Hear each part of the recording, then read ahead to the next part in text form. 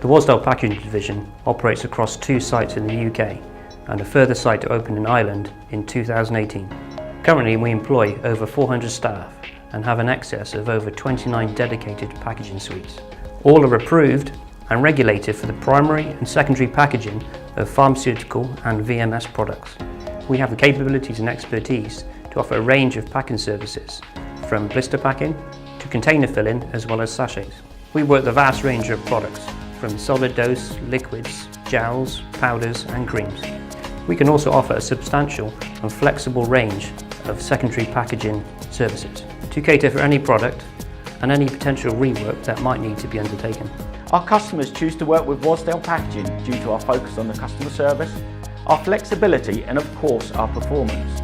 We offer in most instances a lead time of just 10 working days from receipt of last packaging component, and we continue to perform with an OTIF in excess of 99% on time in full year upon year.